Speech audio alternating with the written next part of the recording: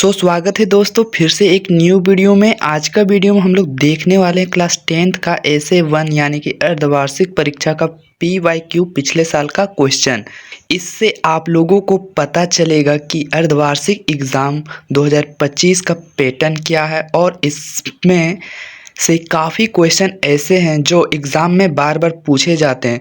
तो यह वीडियो अर्धवार्षिक परीक्षा और बोर्ड एग्ज़ाम 2026 के लिए काफ़ी इम्पोर्टेंट रहने वाला है, तो वीडियो को पूरा ज़रूर देखिए। चलिए हम लोग वीडियो की ओर बढ़ते हैं और डिस्क्रिप्शन बॉक्स में व्हाट्सअप चैनल का लिंक दिया हुआ है, वहाँ से आप लोग जुड़ सकते हैं, तो जुड़ जाइए। वहाँ से नोटिफिकेशन सबसे पहले मिल जाएगा आप लोगों को।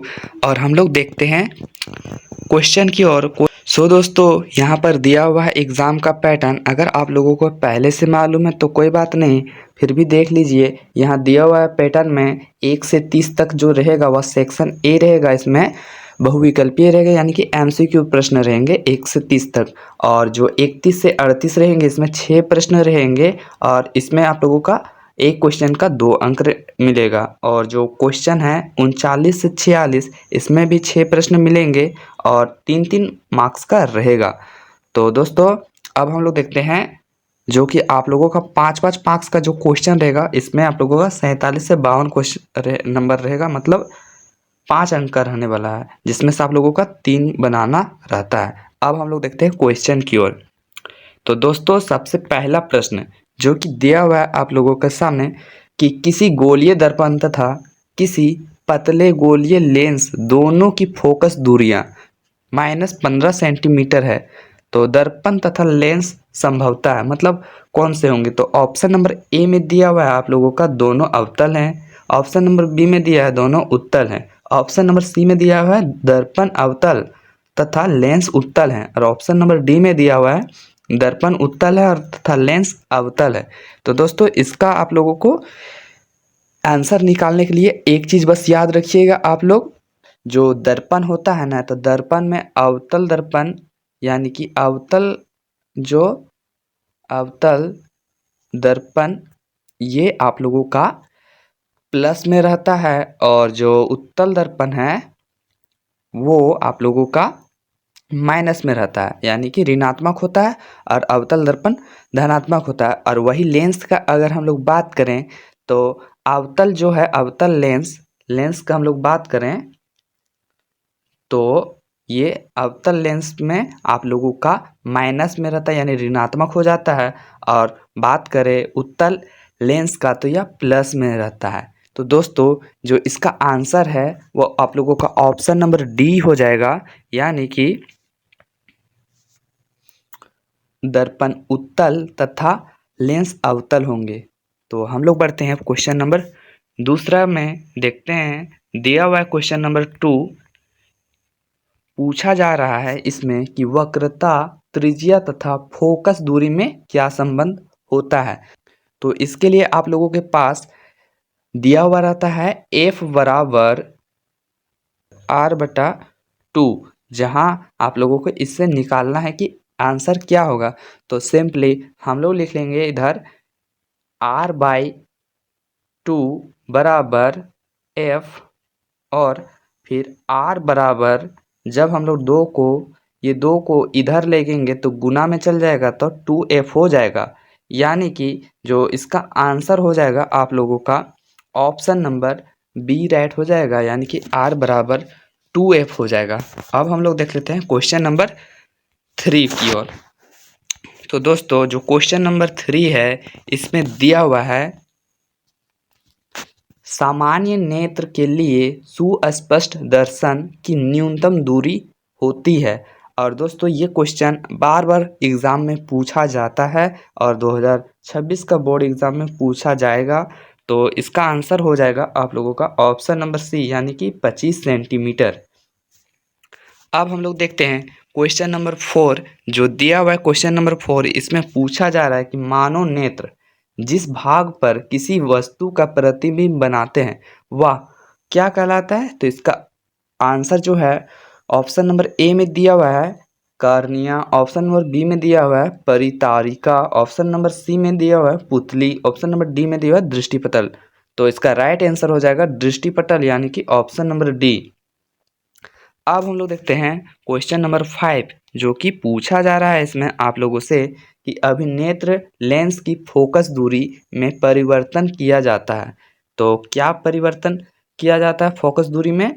तो दोस्तों जो क्वेश्चन नंबर 5 है इसका ऑप्शन नंबर ए में दिया हुआ है परितारिका द्वारा, ऑप्शन नंबर बी में दिया हुआ है पुतली द्वारा, और ऑप्शन नंबर सी में दिया हुआ है दृष्टिपटल द्वारा, ऑप्शन नंबर डी में दिया हुआ है पश्चमाभि पेशियों द्वारा।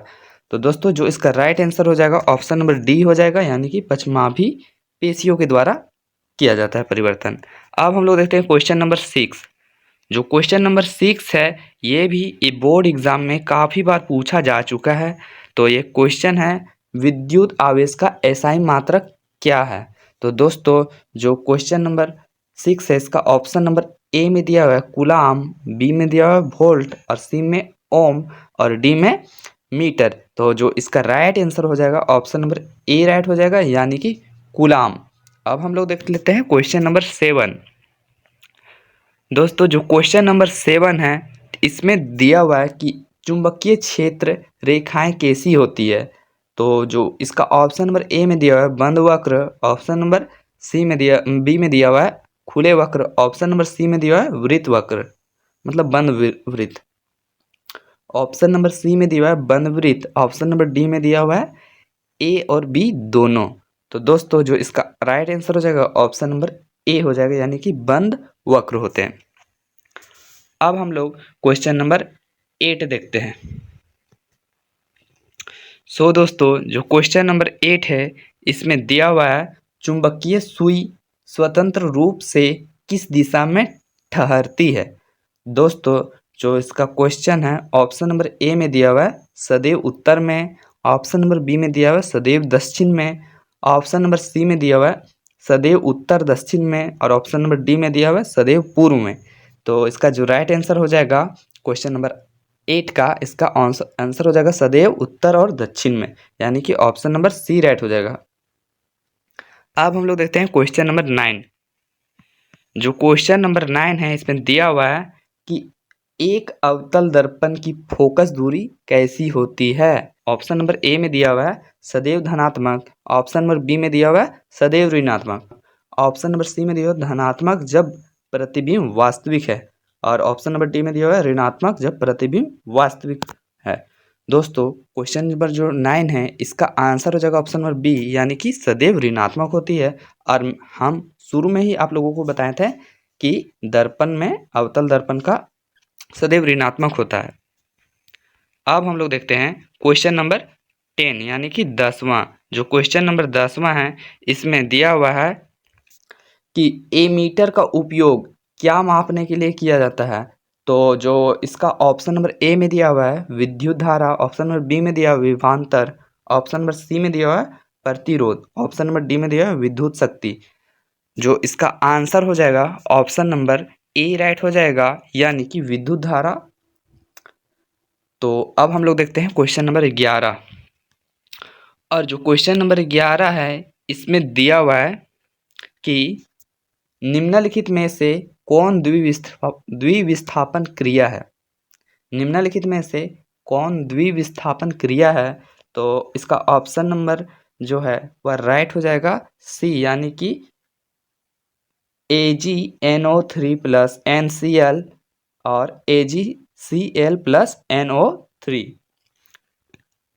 क्योंकि इसमें दोनों चेंज हो जा रहा है इसलिए ये द्विविस्थापन क्रिया कहलाएगा। और इसमें चेंज तो हो रहा है लेकिन इसमें एक ही बन जा रहा है इसलिए ये नहीं कहलाएगा। अब हम लोग देखते हैं क्वेश्चन नंबर 12। दोस्तों क्वेश्चन नंबर जो 12 है इसमें दिया हुआ है कि श्वसन किस प्रकार की अभिक्रिया है? तो जो क्वेश्चन नंबर 12 है इसका ऑप्शन नंबर ए में दिया हुआ है ऊष्मक्षेपी, ऑप्शन नंबर बी में दिया संयोजन, ऑप्शन नंबर सी में दिया हुआ अपचयन, ऑप्शन नंबर डी में दिया हुआ ऊष्माशोषी, और इसका जो राइट आंसर हो जाएगा ऑप्शन नंबर ए राइट हो जाएगा, यानी कि ऊष्मक्षेपी। दोस्तों क्वेश्चन नंबर 13 इसमें पूछा जा रहा है कि कोई विलयन अंडे के पिसे हुए कवच से अभिक्रिया कर एक गैस उत्पन्न करता है जो चूने के पानी को दूधिया कर देता है। इस विलयन में क्या है? तो दोस्तों जब अंडे का छिलका कैल्शियम कार्बोनेट यानी कि CO3 यानी कि कैल्शियम कार्बोनेट गैस निकलती है तो चूने के पानी को दूधिया कर देती है। तो इसीलिए इसका आंसर हो जाएगा ऑप्शन नंबर बी यानी कि HCl। और अब हम लोग देख लेते हैं क्वेश्चन नंबर 14 जो कि दिया हुआ है आप लोगों के सामने। अपच का उपचार करने के लिए निम्न में से किस औषधि का उपयोग होता है? तो इसका ऑप्शन नंबर ए में दिया हुआ है एंटीबायोटिक प्रतिजैविकी, ऑप्शन नंबर बी में दिया हुआ है एनाल्जेसिक पीड़ाहारी, ऑप्शन नंबर सी में दिया हुआ है एंटासिड, ऑप्शन नंबर डी में दिया हुआ है एंटीसेप्टिक प्रतिरोधी। तो दोस्तों जो इसका क्वेश्चन है इसका राइट आंसर हो जाएगा 14 का ऑप्शन नंबर सी यानी कि एंटासिड। अब हम लोग देखते हैं क्वेश्चन नंबर 15 जो कि क्वेश्चन नंबर 15 में दिया हुआ है कि निम्न में से कौन धातु कमरे के ताप पर द्रव अवस्था में पाई जाती है? तो इसका ऑप्शन नंबर ए में दिया हुआ है कि Na, और ऑप्शन नंबर बी में दिया हुआ है Fe, ऑप्शन नंबर सी में दिया हुआ है Cr, ऑप्शन नंबर डी में दिया हुआ है Hg। तो इसका आंसर हो जाएगा Hg यानी कि पारा। अब हम लोग देखते हैं क्वेश्चन नंबर 16 और जो क्वेश्चन नंबर 16 है दोस्तों इसमें दिया हुआ है कि वायु में अधिक समय तक खुला छोड़ देने पर चांदी की वस्तुएं काली पड़ जाती है या निम्न बनने के कारण होता है। तो दोस्तों यह भी क्वेश्चन बहुत इंपॉर्टेंट है, यह भी बोर्ड एग्जाम में पूछा जा चुका है और जो ये क्वेश्चन है इसका आंसर हो जाएगा आप लोगों का ऑप्शन नंबर सी यानी कि Ag2S। जो इसका अभिक्रिया होता है हवा में उपस्थित H2S हाइड्रोजन सल्फाइड चांदी Ag से अभिक्रिया जब करती है तब इसका अभिक्रिया से बनकर Ag2S बन जाता है। अब हम लोग देखते हैं क्वेश्चन नंबर 17 जो कि दिया हुआ है ब्यूटेनॉन चतुर्कार्बन यौगिक है जिसका प्रक्रियात्मक समूह है। तो ब्यूटेनॉन है उसका रासायनिक सूत्र हो जाता है CH3CO और CH2CH3। इसमें से बीच में CO है जो कि दो कार्बन के बीच है, यह कीटोन कहलाता है। तो दोस्तों इसका आंसर हो जाएगा ऑप्शन नंबर सी यानी कि कीटोन। अब हम लोग बात करते हैं क्वेश्चन नंबर 18।